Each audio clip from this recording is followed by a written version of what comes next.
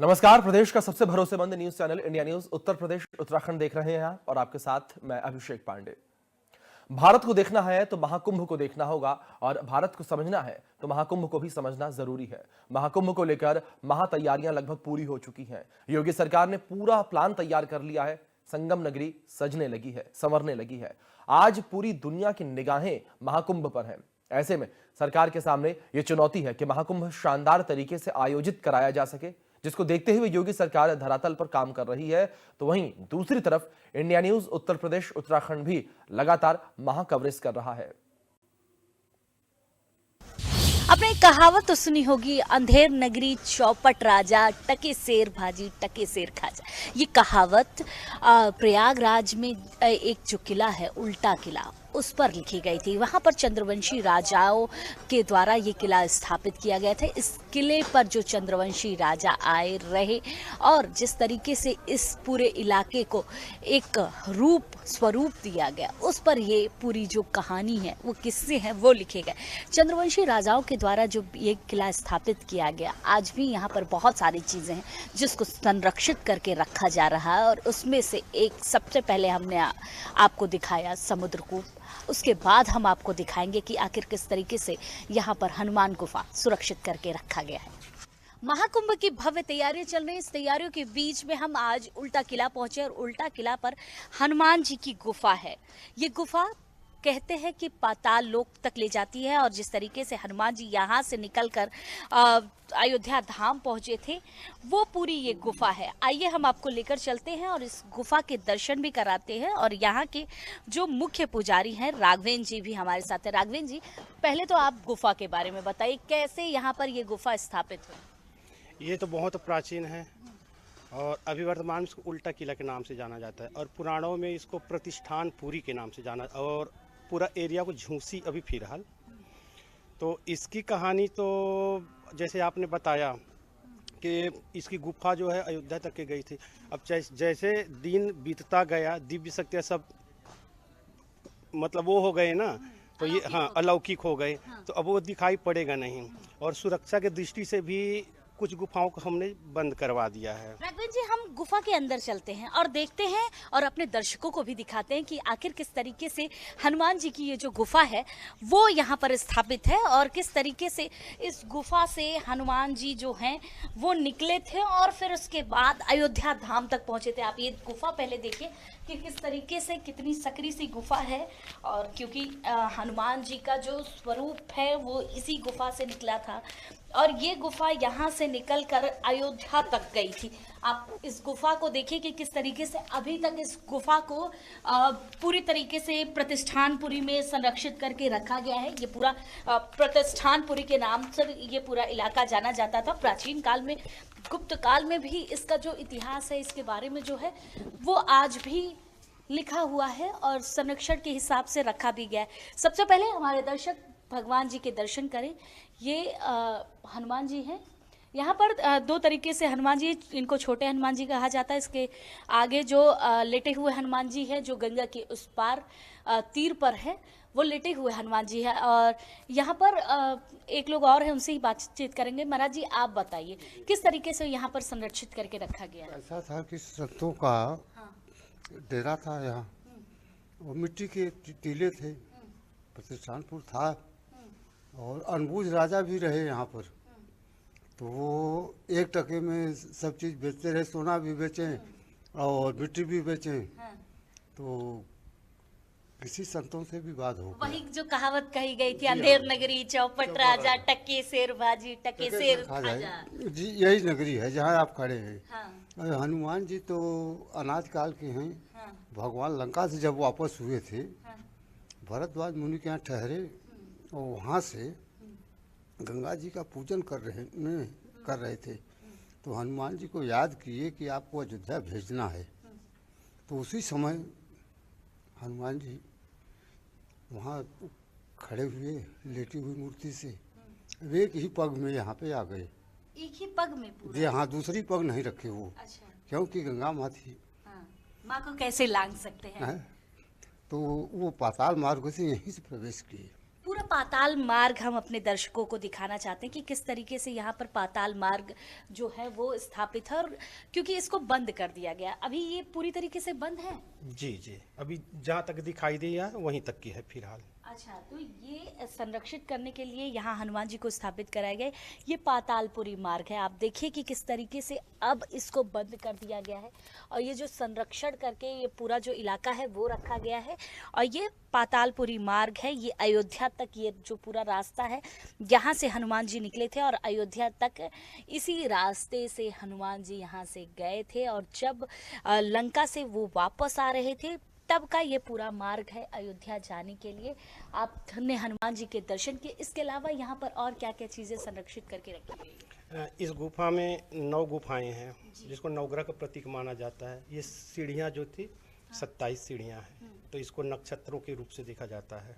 जिस तरीके से महाकुंभ में नक्षत्रों का खेल कहा जाता है कि नक्षत्र एक जब बैठते हैं तभी महाकुंभ आते हैं, तो पूरी तरीके से इस गुफा में भी वो सारी चीजें देखने को मिल रही है। जी जी बिल्कुल। भक्तों की मान्यता है कि यहाँ पे जो पहली बार आ गए ना, उसको एकदम अनंत वो शांति मिलता है। निश्चित है दोबारा वो आने के लिए बोलेगा जरूर। आज भी इस जगह की ऐसे महत्व है। इस जगह का महत्व देखिए कितना बड़ा है कि आज भी अगर आप यहाँ आते तो आपके मन में शांति मिलती है। और क्योंकि कहते हैं कि हनुमान जी का दिव्य स्वरूप आज भी है, और आज भी हनुमान जी जीवित अवस्था में पाए जाते हैं, और उनको अगर आप मन से श्रद्धा से याद करते हैं तो हनुमान जी आपके सारे कष्टों को हरते हैं। महाराज जी, आप बताइए कुछ और पुरानी कहानियाँ इस पूरे। सब जो ये गुफाएं हैं सारी कच्ची हैं, मिट्टी के, तो वहाँ पे कुछ अवशेष भाग उल्टे किले का यहाँ पे मिलता है, तो आप आइए वहाँ पर। चलिए आइए हम चलते हैं कि वहाँ पर भी देखते हैं कि कहाँ पर वो अवशेष है उल्टा किले का, क्योंकि उल्टा किले के बारे में कहा जाता है कि उल्टा किले का जो अवशेष है वो भी यहाँ पर दिखाई देता है। ये महाराज जी, ये जो जगह है ये गुफा है, ये पूरी तरीके से गुफा है। आइए हम दिखाते हैं आपको। ये मिट्टी का गुफा है और ये उल्टा किले में है, और ये पूरी तरीके से आप देखिए पूरा मिट्टी का बना हुआ है। मिट्टी के किले में ये पूरा स्थान है, और जैसे जैसे आप अंदर जाएंगे तो आपको ये देखिए चमगादड़ों का झुंड यहाँ पर लगा हुआ है। ये पूरा जो किला का रास्ता है वो है, और किस तरीके से ये किला यहाँ पर अभी है? अभी साहब जैसे आप देख रहे हैं इसी प्रकार से चल रहा है। शासन प्रशासन का कोई इस पे ध्यान तो है नहीं। और कितनी गुफा यहाँ पर अभी? और अभी भी यहाँ पे गुप्त गुफाएं जो हैं, हाँ। आपको हम दिखाते हैं, आप देखेंगे तो समझ जाएंगे। अच्छा, यहाँ पर गुप्त गुफाएं भी हैं? जी हाँ। चलिए आपके साथ हम देखेंगे, हमारे दर्शकों को भी दिखाएंगे कि पातालपुरी में किस तरीके से एक तरफ जहाँ हनुमान जी रह रहे हैं और दूसरी तरफ इस उल्टा किले की पुरानी गुफाएं। इधर भी एक सामने में एक गुफा है, आइए। चलिए बिल्कुल, देखिए ये दूसरी गुफा है। आप देखिए कि किस तरीके से मिट्टी की गुफाएं हैं। थोड़ी सी नीचे में रहिएगा, इधर चारों चमगादड़ों का झुंड है। जी जी जी, तो खतरा ये भी गुप्त गुफाएं हैं। जी हाँ, ये गुफाएं हैं, छोटी हैं। हाँ। ये ग्रहों के नाम से स्थापित हैं। अच्छा, ये किस ग्रह के नाम से? 9 ग्रह की। 9 ग्रहों के 9 गुफाएं हैं। हाँ जी हाँ। तो ये पहली गुफा थी पहले ग्रह की? पहली ग्रह की वहाँ से आप देखे हैं। हाँ। दूसरी ये देखे, हाँ। दो हो गए। हाँ हाँ। अभी आप तीसरी गुफा में आए हुए हैं। अच्छा। चौथी में। चौथी ये गुफा है? जी हाँ। ये चौथी गुफा है, इसके अलावा और गुफाएं? और हैं, आपको वहाँ भी ले चल रहे हैं, और देखिए जी, और उनसे मुलाकात कीजिए ग्रहों से। बिल्कुल। आप हमारे दर्शकों को भी दिखा रहे हैं कि किस तरीके से यहाँ 9 गुफाएं जो 9 ग्रह हैं उनके नाम से स्थापित है। और ये गुफाएं देखिए, कंदराएं देखिए कि आज भी ये मिट्टी की गुफाएं आज भी यहाँ पर स्थापित है। और क्योंकि ये बहुत पुरानी गुफाएं हैं, बहुत समय से यहाँ पर स्थापित है, तो जाहिर सी बात है कि आपको यहाँ पर जो एक चमगादड़ों का झुंड होगा वो भी देखने को मिल रहा होगा कि किस तरीके से अच्छा ये गुफाएं। आप देखिए, हाँ ये जो ईंटें हैं, हाँ, ये पुराने उल्टा किला के अवशेष भाग हैं। ये साइड में भी देखें आप, ये पूरा अवशेष है उल्टा किला का। जी हाँ, ये उल्टा किला का अवशेष भाग है, जो ईंटें पत्थर आज भी लगे हुए हैं। इधर ऊपर में देखेंगे तो कहीं हड्डियां भी मिलेंगी आपको। इधर लाइट लाएंगे तो लाइए, ये हम देखिए दिखाते हैं। हड्डियों के भी निशान यहाँ पर आपको उल्टा किला के देखने नहीं को ये मिलेंगे। लगे हुए होंगे। देखिए। ये देखिए है यहाँ पर, ये देखिए, ये देखिए। ये हड्डियों का निशान है। हाँ हाँ। और ये अवशेष भाग, ये हड्डियां प्रदर्शित करते हैं कि यहाँ पर उल्टा किला स्थापित था और उल्टा किला का अवशेष ये देखिए, ये हड्डियां दिखाई दे रही हैं, ये हड्डियां हैं, ये एक उल्टा किला का अवशेष भाग। ऐसे आते रहिए आप। जी बिल्कुल, चलिए आपके साथ मैं देखती रहूंगी कि आखिर इस किले में क्या क्या है। ये दीवारें हैं उल्टा किला की। हाँ। अब आप इससे अनुभव कर लें कि क्या बातें सत्य हैं, क्या असत्य हैं। मतलब जो प्रतिष्ठानपुरी, जो उल्टा किला के बारे में कहा जाता था, वो पूरी तरीके से सत्य है। हाँ, सत्य है। ये पूरा किला जो स्थापित है वो सत्यता बताता है कि उल्टा किला किस तरीके से। हम इसमें अंदर जब आ रहे हैं ना, तो हमें भी थोड़ा सा भय लग रहा है, थोड़ा सा अलग सा महसूस हो रहा है, क्योंकि आप किले को देखिए ना, आप गुफाओं को देखिए। ये गुफाएं जो हैं जी, अंदर को गई हैं जी, और उधर साहब ऑक्सीजन नहीं मिलता तो जाने में असमर्थ हैं। हाँ, बिल्कुल बिल्कुल। ऑक्सीजन लेवल यहाँ पर नहीं है, लेकिन मैं आपको जाकर दिखाऊंगी भी कि ये जो इलाका है, आप देखिए, क्योंकि जो पूरी तरीके से चमगादड़ों का झुंड है वो जा रहा है अंदर, और ये अंदर वहां तक जा रहा है जहां ये अंदर गुफाएं कंदराएं हैं। ये ऑक्सीजन लेवल यहाँ पर एकदम लो हो चुका है, और लो ऑक्सीजन में ये पूरा जो गुफा है वो पूरी तरीके से कब्जा कर लिया गया है यहाँ के चमगादड़ों के द्वारा। और भी महाराज जी दिखाइए कि कहाँ यहाँ पर किस तरीके से और जो अवशेष है वो देखने को मिल रहे हैं। साहब ये गुफाएं जो हैं, हाँ। धीरे धीरे देखते हैं चलें आप। हाँ। आगे को हो सकता है और भी गुफाएं हैं अभी जी। यहाँ हाँ, समाधान निकल आए। पर। हाँ, हाँ। जी, हम कोशिश कर रहे हैं हमारे दर्शकों को उन सभी गुफाओं को दिखाने के बारे में और बताने के बारे में कि आखिर किस तरीके से यहाँ पर जो गुफाएं हैं आज भी संरक्षित करके रखी गई हैं। और आप इन गुफाओं को देखिए कि किस तरीके से यह यहाँ पर स्थापित है। ये अगली गुफा है, अगली गुफा में हम प्रवेश कर रहे हैं। ये छोटी गुफा है पूरी तरीके से महाराज जी। जी हाँ, ये थोड़ा आध्यात्म के लिए हाँ। ये ग्रहों का छोटा है। हाँ, यहाँ पर लोग पूजा पाठ निवास भी करते हैं। निवास भी करते हैं। हाँ, संत आ गए तो अपना भजन एकांत में आध्यात्म के लिए बैठते हैं। हाँ, और साहब इस समय तो कोई संत आते ही नहीं, हाँ, गुफाओं में रहने के लिए तैयार ही नहीं है। हाँ। पहले कहते थे कि जो संत महात्मा थे वो गुफाओं में पूजा- मेरे समय बालापन की अवस्था में मैं 75 साल का हूँ हाँ। और 50 साल से मैं जा रहा हूँ। मेरा 6वां कुंभ है यहाँ का, प्रयाग का। इसमें भी अवशेष हमें दिखाई दे रहे हैं पूरी तरह ये सारी साहब देखिएगा आपने, हाँ। तो सारी चीजें अवशेष। ये देखिए, ये करई है, हाँ, हाँ। ये मिट्टी के बर्तन है। मिट्टी के बर्तन है। हाँ, और ये देखिए चारों तरफ से आप देखेंगे ना, हाँ। तो आपको सारी चीजें अवशेष भाग मिलते ही जाएंगे। बिल्कुल। देखिए, हम अपने दर्शकों को दिखाते हैं कि किस तरीके से ये मिट्टी का बर्तन है।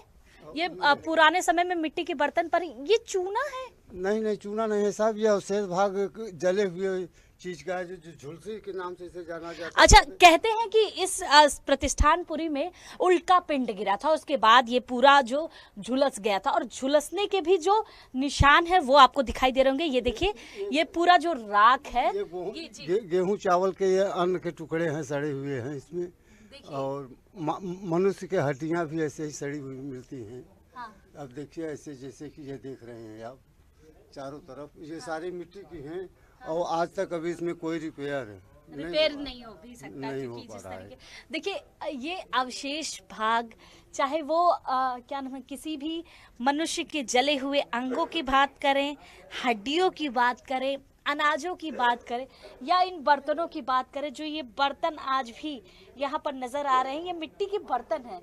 आप देखिए, दर्शकों को मैं दिखाऊं कि ये देखिए, ये घड़ा है, कोई घड़ा है, बहुत पुराना है। और देखिए कि किस तरीके से इस घड़े का जो अवशेष है वो नजर आ रहा है। ये देखिए, इसमें हाँ। चित्र भी बनाए गए हैं। हाँ, पहले के घड़े ऐसे संरक्षित होते ही थे कि हाँ, अलग स्वरूप नजर आए। हाँ, वो अलग बने रहे। हाँ, ये देखिए, हमारे दर्शक भी देखिए कि ये घड़ा है और ये घड़े का अवशेष है, और किस तरीके से देखिए इस पे चित्रकारी जो की गई है पुराने समय की वो नजर आ रही होगी। ये चित्रकारी है। इसके अलावा अभी और भी गुफाएं हैं। हाँ, और भी हैं गुफाएं। चलिए हम चलते हैं और भी गुफाओं को देखते हैं। जी। 8वीं गुफा का हो गया है, 9वीं में आप चल रहे हैं। मतलब ये 8 जो नक्षत्र हैं उनके 8 गुफाएं हमने देखी। अब हम 9वां गुफा में चलते हैं कि 9वीं गुफा यहाँ पर कैसे संरक्षित करके रखी गई है। आपको अवशेष एक एक चीज दिखाया हमने कि यहाँ की जो अवशेष है वो किस तरीके से। ये सब 9वीं गुफा है। अब यहाँ से अंदर को मार्ग के लिए रास्ता है, जो कि ऑक्सीजनों का बहुत 100% कमी है। वहाँ आप नहीं जा सकते। यहाँ ऑक्सीजन लेवल है ही नहीं। नहीं, 0 पॉइंट पर हैं आप। अच्छा, ये 0 इसके पॉइंट पर। अंदर चले जाएंगे तो आप 0 पॉइंट में हो जाएंगे, तो फिर आप मरने के लिए कोई तैयार नहीं। नहीं, बिल्कुल नहीं। तो ये लास्ट गुफा है और ये नवग्रह की 9वीं गुफा है। अब देखिए कि किस तरीके से 9 गुफाएं यहाँ पूरी तरीके से प्रतिष्ठानपुरी में अभी भी संरक्षित करके रखी गई है। 9 गुफाओं में किस तरीके से जो एक एक अवशेष है, जो प्रतिष्ठानपुरी के अवशेष कहा जाता था कि पूरे ये उल्टा किला पर स्थापित था, वो अवशेष भी हमने आपको दिखाया और दिखाया कि किस तरीके से ये जो पातालपुरी है जहाँ पर हनुमान जी विराजमान है, वहां से ये नवग्रह की गुफाएं स्थापित करके रखी गई। पहले तो बहुत बहुत धन्यवाद आपका कि आपने ये पूरा जो गुफाएं हैं नवग्रह की वो आपने हमें बताई। इसके अलावा कुछ और चीजें यहाँ की इतिहास। ये निकास मार्ग है। जो यहाँ आप खड़े हैं, यहाँ से निकास मार्ग है। मेले के दर्शनार्थी जाते हैं। अच्छा, यहाँ दर्शन करने के बाद मेले वाले लोग यहाँ से निकास करते हैं। अच्छा, यहाँ से मेले आगे श्रीमान जी सरकार ने उसको ध्वस्त कर दिया है, खुदाई करके कोई व्यवस्था नहीं की गई। इसके लिए मैं अनुरोध करूंगा आपसे कि इस पर एक बार अवश्य सरकार निगाह करे। बिल्कुल। और जिस तरीके से इस पूरे इलाके को संरक्षित करके तो रखा गया है, लेकिन अभी भी इसके कुछ जो हिस्से हैं उसको ध्वस्त कर दिया गया। कुछ हिस्से ऐसे भी हैं जिसको संरक्षित करके रखना बहुत ज़रूरी है, क्योंकि 9 ग्रह की गुफाएं आपने देखी, उसके साथ साथ हनुमान जी की पातालपुरी आपने देखी, और ये जो पूरा इलाका है कितना अलग है ये महसूस हमें हुआ है, क्योंकि ये पूरा इलाके में हमें आज भी अभी भी अनुभूति हो रही है। ये चाहे 0 ऑक्सीजन की गुफाएं हों या फिर हनुमान जी की वो गुफा हो जहां पर हनुमान जी खुद यहां से अयोध्या के लिए निकले थे। कैमरामैन राजेंद्र के साथ मैं वर्षा शाही, इंडिया न्यूज प्रयागराज। कन्या अखाड़े के सचिव संपूर्णानंद जी महाराज भी प्रयागराज पहुंच चुके हैं। महाराज जी ने घोड़े की सवारी करते हुए पूरे अखाड़े का निरीक्षण भी किया।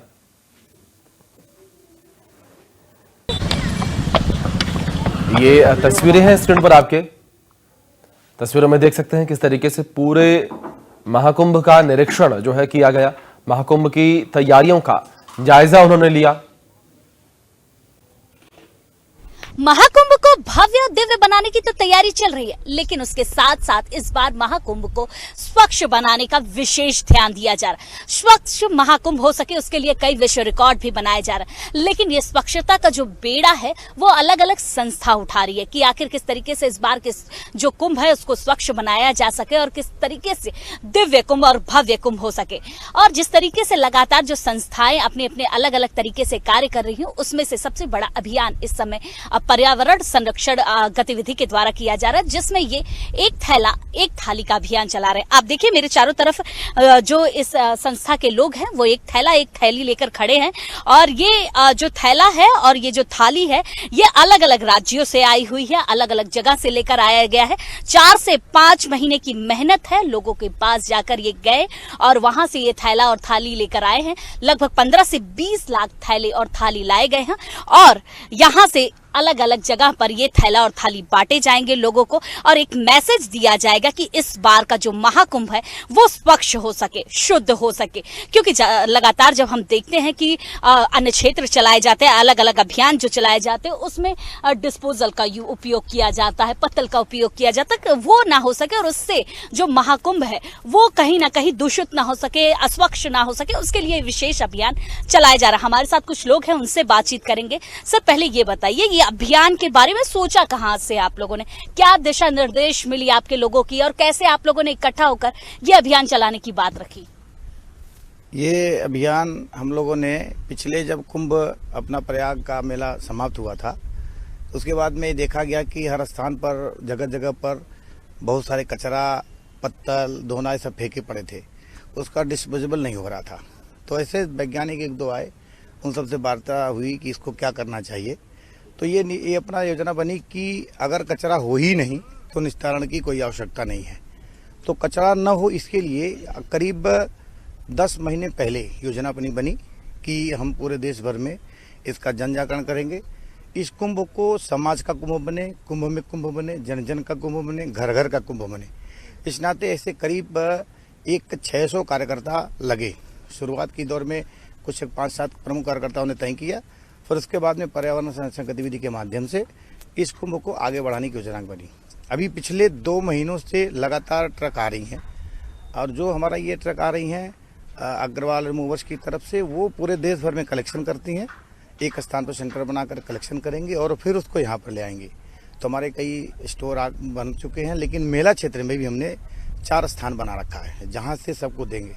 हमारे सेक्टर तय किया है, सेक्टर के हमारे प्रमुख हैं, 4 सेक्टर पर एक प्रमुख, उनके फिर एक सेक्टर, ऐसा तय करके सारे हमारे कार्यकर्ता लगे हैं कि हर व्यक्ति को ये जाए। लेकिन एक ध्यान हम लोग ये दिया है कि जो यहाँ पर 1000 से ज़्यादा या 2000 दिन भर में एक पंगत चलती है संतों के यहाँ, उनके यहाँ बहुत सारा कचरा निकलता है। तो उनसे प्रार्थना करेंगे, उनसे निवेदन करेंगे कि आप इनको थाली में खिलाइए और थाली धो कर के रख दें, और उसके बाद दूसरा व्यक्ति आए तो उसमें खाए और फिर उसको थाली को धोकर रख देगा।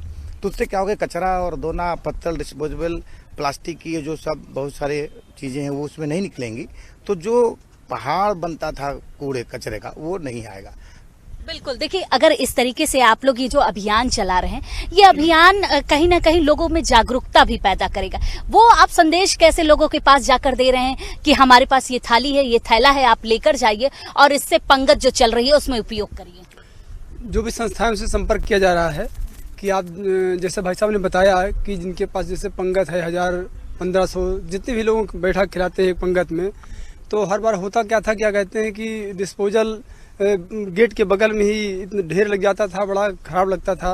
उसमें तमाम प्रकार के जानवर भी आके खाते थे, तो इससे बड़ा मेले में थोड़ा सा माहौल सही नहीं लग रहा था।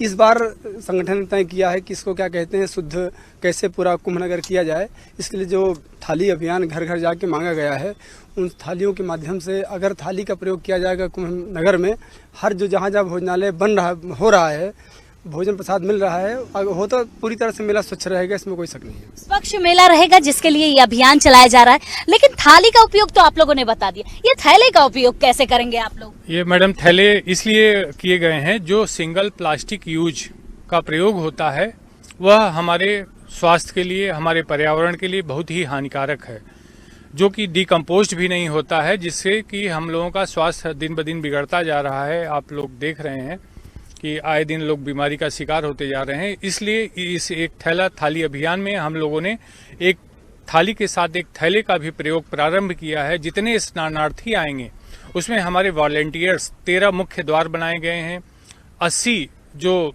रैन बसेरा बनाए गए हैं, उनके द्वारा हम लोग सभी जगह पर इसको उनको अवेयर करेंगे।